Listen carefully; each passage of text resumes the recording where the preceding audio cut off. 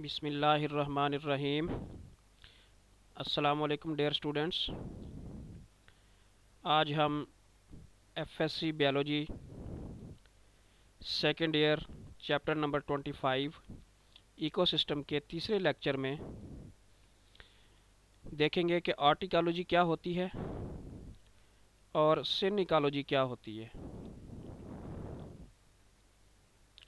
सबसे पहले हम इकोलॉजी की डेफिनेशन देखेंगे।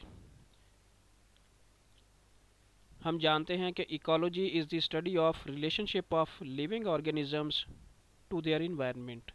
इकोलॉजी जो है ये लिविंग ऑर्गेनिजम्स का अपने माहौल के साथ रिलेशनशिप का मुतालिया है। आगे इकोलॉजी की दो टाइप्स हैं, टाइप्स ऑफ इकोलॉजी। एक आर्ट इकोलॉजी है और दूसरी जो है वो सिन इकोलॉजी है। तो आर्ट इकोलॉजी लफ्ज़ जो है वो आटो से निकला, यानी आटो इकोलॉजी। आटो का मतलब होता है खुद खुद, जो भी चीज़ हो वो सिंगल ही होती है, यानी सिंगल पॉपुलेशन का मुतालिया। ठीक है, तो जिसको हम पॉपुलेशन इकोलॉजी भी कह सकते हैं, आर्ट इकोलॉजी या पॉपुलेशन इकोलॉजी। तो वो कहता है when you are studying a single population relationship to its environment. जब आप एक सिंगल पॉपुलेशन का उसके माहौल के साथ ताल्लुक़ का मुतालिया कर रहे होंगे, it will be called as autecology. तो इसको फिर आर्ट इकोलॉजी कहेंगे। जब आप किसी भी एक सिंगल पॉपुलेशंस के अपने माहौल के साथ ताल्लुक़ के मुताले को देखेंगे तो वो फिर आर्ट इकोलॉजी होगी। सिंगल पॉपुलेशन, कोई और पॉपुलेशन यहाँ पर मौजूद नहीं है। मिसाल के तौर पर for example you are studying 50 to 100 plants of soybean. मिसाल के तौर पर आप 50 से 100 सोयाबीन के प्लांट्स को स्टडी कर रहे हैं। क्यों स्टडी कर रहे हैं? In order to know the effect of water pollution on their growth and yield, ताकि उनकी ग्रोथ और यील्ड, उनकी नशोनुमा और पैदावार पर आप वाटर पोल्यूशन के असरात का मुतालिया कर सकें, वाटर पोल्यूशन के असरात को मालूम कर सकें। तो you are studying this single और one population of the soybean plant. तो इस सूरत हाल में आप सोयाबीन प्लांट्स की एक सिंगल या वन पॉपुलेशन को ही स्टडी कर रहे हैं। This study is art ecology और पॉपुलेशन इकोलॉजी। तो ये आपका मुतालिया जो है ये आर्ट इकोलॉजी होगा या पॉपुलेशन इकोलॉजी होगा, क्योंकि आप सिंगल पॉपुलेशन का अपने माहौल के साथ मुतालिया देख रहे हैं। Art ecology. नेक्स्ट हमारे पास सिन इकोलॉजी है। सिन का मतलब होता है गेट टुगेदर, इकट्ठे होना, यानी बहुत सारी या एक से ज़्यादा पॉपुलेशंस जब इकट्ठी हम स्टडी करेंगे तो वो कम्युनिटी बन जाएगी, तो वो कम्युनिटी इकोलॉजी कहलाएगी। इसकी डेफिनेशन नीचे दी गई है। पहले हम डेफिनेशन को देख लेते हैं, बाद में ये दरमियान वाला जो मटेरियल है इसको देखेंगे। तो कहता है the study of the relationship of different communities to their environment. जब आप डिफरेंट कम्युनिटीज़ के अपने माहौल के साथ ताल्लुक़ का मुतालिया करेंगे तो this will be called synecology और कम्युनिटी इकोलॉजी। तो फिर इसको हम सिन इकोलॉजी या कम्युनिटी इकोलॉजी कहेंगे। ठीक है, यानी यहाँ पर एक से ज़्यादा पॉपुलेशंस को आप स्टडी कर रहे हैं, दो या दो से ज़्यादा पॉपुलेशंस का अपने माहौल के साथ ताल्लुक़ का मुतालिया कर रहे हैं, तो ये सिन इकोलॉजी है। यहाँ पर सोयाबीन प्लांट्स भी हैं और उसके साथ साथ कुछ ग्रास टाइप के कुछ प्लांट्स भी आप स्टडी कर रहे हैं, तो ये सिन इकोलॉजी कहलाएगी, क्योंकि यहाँ पर एक से ज़्यादा पॉपुलेशंस आ गई हैं। नेक्स्ट वो कहता है growth responses of individual plants to their environment are complex factor. ठीक है, किसी प्लांट के अपने माहौल के साथ growth responses of individual plants to their environment. ठीक है, तो इंडिविजुअल प्लांट्स के अपने इन्वायरमेंट के साथ जो ग्रोथ रेस्पॉन्सेज हैं ये एक कॉम्प्लेक्स फैक्टर है। इंडिविजुअल प्लांट्स के अपने इन्वायरमेंट पर जो ग्रोथ रेस्पॉन्सेज हैं ये एक कॉम्प्लेक्स फैक्टर है। One factor can aggravate the other factor. एक फैक्टर जो है वो दूसरे फैक्टर को बढ़ा देता है। These factors interact with one another. ये फैक्टर्स जो हैं ये एक दूसरे के साथ इंटरेक्ट भी करते हैं। तो क्या कहा उसने कि इंडिविजुअल प्लांट्स के अपने इन्वायरमेंट पर जो ग्रोथ रेस्पॉन्सेज हैं वो कॉम्प्लेक्स फैक्टर हैं, वो फैक्टर जो है उनमें एक फैक्टर दूसरे फैक्टर को बढ़ा सकता है और ये फैक्टर एक दूसरे के साथ इंटरेक्ट करते हैं। मिसाल के तौर पर अगर आप एक प्लांट पर टेम्परेचर बढ़ाकर उसकी ग्रोथ रेस्पॉन्स को देखना चाह रहे हैं, बाकी तमाम चीज़ें आपको कांस्टेंट रखना पड़ेंगी, कंट्रोल में रखना पड़ेंगी, ठीक है। ऑक्सीजन भी उसको जितनी चाहिए मुकर्ररा मिकदार में उतनी ही प्रोवाइड करनी पड़ेगी। ऑक्सीजन, कार्बन डाइऑक्साइड और लाइट वगैरह और सॉइल और मिनरल्स, ये सारी चीज़ें आपको खुद कंट्रोल करना पड़ेंगी ताकि आप इन्वायरमेंट के टेम्परेचर को बढ़ाकर इसके ग्रोथ का रिस्पांस चेक कर सकें। तो ऐसा करना क्या है, ये एक कॉम्प्लेक्स फैक्टर है कि आप एक इंडिविजुअल प्लांट पर उसके इन्वायरमेंट में कोई तब्दीली लाकर उसके ग्रोथ के रेस्पॉन्सेस को चेक कर सकें। तो आप टेम्परेचर बढ़ाकर उसकी ग्रोथ रेस्पॉन्स अगर चेक करना चाह रहे हैं तो इससे क्या होगा कि अगर आप टेम्परेचर बढ़ाएंगे तो प्लांट के अंदर ट्रांसपीरेशन भी बढ़ जाएगी। One factor can aggravate the other factor, एक फैक्टर जो है वो दूसरे फैक्टर को बढ़ा देगा।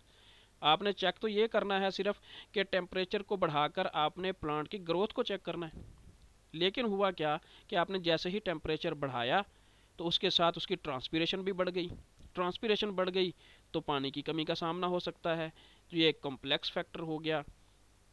फिर आपको कॉन्स्टेंटली जो है वो प्लांट को जो है वो वाटर प्रोवाइड करना पड़ेगा।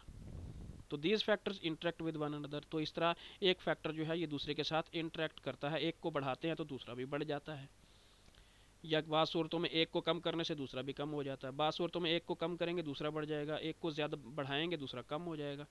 तो complexity of environment depends upon the combination of various factors.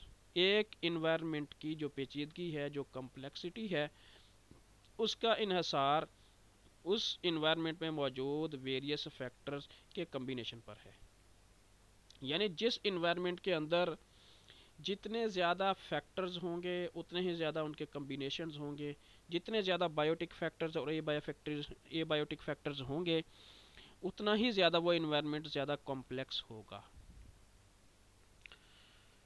तो ये हम पढ़ चुके हैं, ये सिन इकोलॉजी की डेफिनेशन है, the study of the relationship of different communities to their environment is called synecology और कम्युनिटी इकोलॉजी।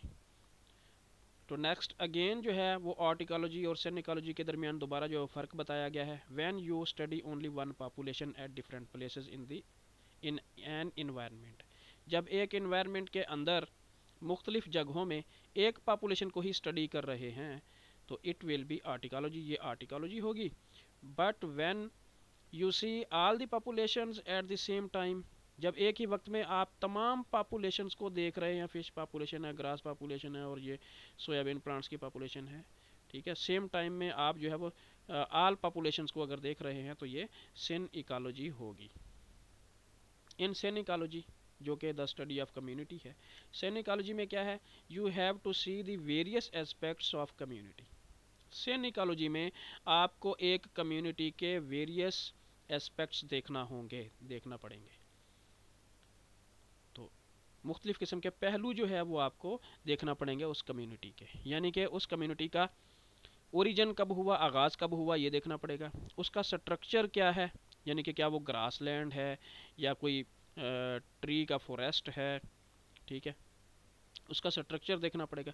कंपोजिशन देखनी पड़ेगी कि इसके अंदर प्लांट्स कौन कौन से हैं और एनिमल्स इसके अंदर कौन कौन से हैं, इस कम्युनिटी की ये सारी चीज़ें आपको देखनी पड़ेंगी, इसका ओरिजिन, उसका स्ट्रक्चर, उसकी कंपोजिशन, और मज़ीद you have to consider the history of the community, आपको इस कम्युनिटी की हिस्ट्री को भी कंसीडर करना पड़ेगा कि इससे पहले यहाँ पर कौन सी कम्युनिटी थी, बाद में कौन से प्लांट्स आए, कौन सी कम्युनिटी डेवलप हुई, उसके बाद कौन सी कम्युनिटी डेवलप हुई, और अब जो है वो जो कम्युनिटी यहाँ पर मौजूद है वो कौन सी है, उसकी पूरी हिस्ट्री भी देखना पड़ेगी।